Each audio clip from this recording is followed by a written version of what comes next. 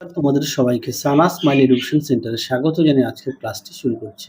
আজকে তোমাদের সঙ্গে আলোচনা করব তোমরা যারা অষ্টম শ্রেণীর দ্বিতীয় পর্যায়ক্রমিক মূল্যায়ন পরীক্ষা দেবে তোমাদের জন্য রায় ও মার্টিন প্রশ্নবিচিত্র থেকে আজকে সমাধান করব অষ্টম শ্রেণীর পরিবেশ ও বিজ্ঞান বিষয়ে মডেল নম্বর 3 অর্থাৎ 3 নম্বর স্কুলের যে সমস্ত ছোট ও বড় প্রশ্ন আছে তার সমস্ত প্রশ্নের উত্তরের সমাধান করে দেখাবো। চলো দেরি না করে মূল বিষয়ে যাওয়া যাক। দেখো প্রথমে আছে একে তাপের অধিকতম সুপরিবাহী ধাতুটি হলো উত্তরটা লিখবে রূপ অপশন সি। দিয়ে দেখো সূর্য থেকে পৃথিবীতে কোন পদ্ধতিতে তাপ আসে উত্তরটা লিখবে বিকিরণ পদ্ধতি অপশন এ। তিনে দেখো তাপের একক হলো উত্তরটা লিখবে জুল অপশন এ। চারে দেখো চাপ বাড়ালে বরফের গলনাঙ্ক কমে যায় অপশন এ। পাঁচে দেখো সালফারকে বাতাসে পোড়ালে পাওয়া যায় উত্তরটা লিখবে এসোটো অপশন এ। ছয় দেখো উত্তরটা হবে অপশন বি। ৭ দেখো উত্তরটা হবে অপশন ডি। পুরো প্রশ্নটা একটু দেখে নাও। আর তোমরা অবশ্যই প্রতিটা বিষয়ে পাঠ্যবই খুঁটিয়ে পড়বে, পাঠ্যবইয়ের দিকে অবশ্যই গুরুত্ব দেবে। ৮ দেখো প্রশ্নের উত্তরটা হবে অপশন সি আয়ন। ৯ দেখো উত্তরটা হবে অপশন এ। পরবর্তী দেখো প্রশ্ন কি আছে, ১ ক্যালোরির সংজ্ঞা দাও। দেখো প্রশ্নের উত্তর তোমাদের পাঠ্যবই থেকে দেখায়, যার পৃষ্ঠা নাম্বার হচ্ছে ৩০। দেখো প্রশ্নের উত্তরটি এখান থেকে এই পর্যন্ত লিখবে, যার পৃষ্ঠা নম্বর পাঠ্যবইতে ৩০। পরবর্তী প্রশ্ন দেখো, বরফের গলনাঙ্কের লিন তাপ কত? ৮০ ক্যালোরি পার গ্রাম। পরটা দেখো ৩ জলের সঙ্গে ক্যালসিয়ামের বিক্রিয়াটি লেখো। দেখো এখানে লিখে দেওয়া আছে, তোমরা একটুখানি পড়ে নিয়ে লিখবে।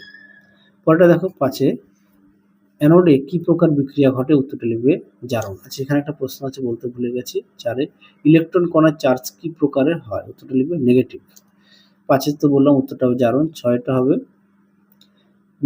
বিশুদ্ধ জল তড়িৎ সুপরিবাহী না কুপরিবাহী উত্তরটা হবে কুপরিবাহী। তারপরে দেখো এলইডি ফুল ফর্ম কি? Light emitting diode. এখানে দেখো বানানটা লিখে দেওয়া আছে। পরবর্তী প্রশ্ন দেখো, বাষ্পায়ন ও স্ফুটনাঙ্কের মধ্যে পার্থক্য। দেখো বাষ্পায়ন ও স্ফুটনের মধ্যে পার্থক্য সুন্দর করে দেওয়া আছে। তোমরা কিন্তু অবশ্যই বিষয়গুলো দেবে, দেখে নাও, অবশ্যই বিষয়গুলো উল্লেখ করবে। পরবর্তী প্রশ্ন দেখো কি আছে, ২ দাগের প্রশ্ন উত্তরটা দেখো, তোমাদের দেখায়। প্রশ্নটা একটু পড়ে নাও, উত্তরটা দেখে নাও।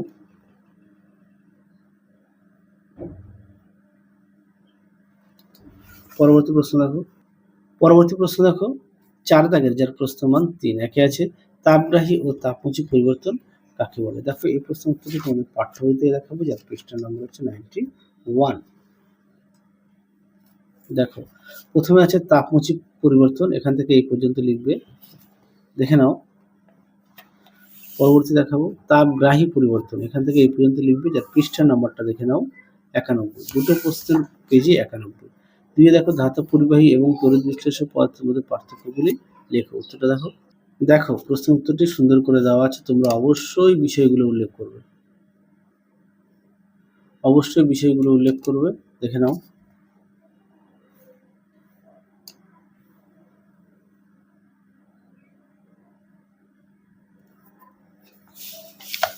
পরবর্তী প্রশ্ন দেখো কি আছে, অনুঘটকের বৈশিষ্ট্যগুলি লেখো। এটা পাঠ্যবই থেকে দেখাবো, যার পৃষ্ঠা নম্বর হচ্ছে 88 অর্থাৎ 88।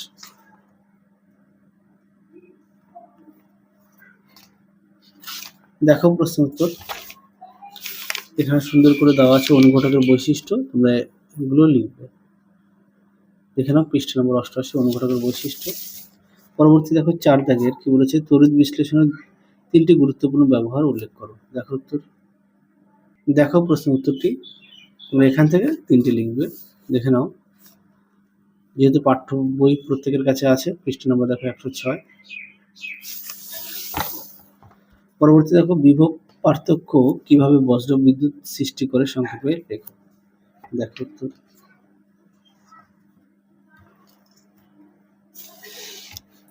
দেখো উত্তরটি তোমরা এখান থেকে এই পর্যন্ত লিখবে, যা পৃষ্ঠা নম্বর ১৫৪ পাঠ্য বই। পরবর্তী দেখো বাড়ির সবচেয়ে উঁচু স্থানে ধাতুর দণ্ড আটকানো হয় কেন?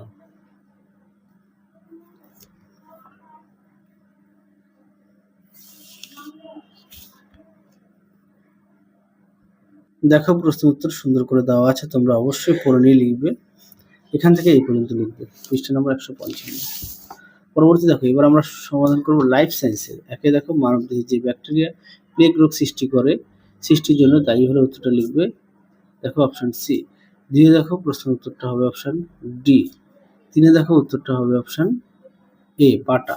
পরবর্তী প্রশ্ন দেখো কি আছে।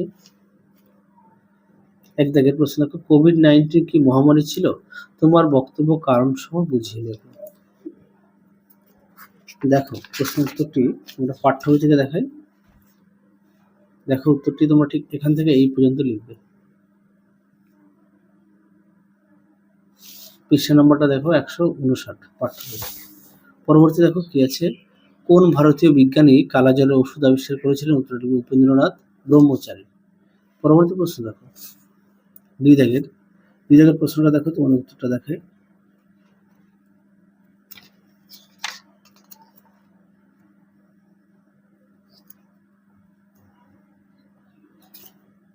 দেখো শস্য আবর্তন, এখান থেকে এই পর্যন্ত লিখবে উত্তরটা।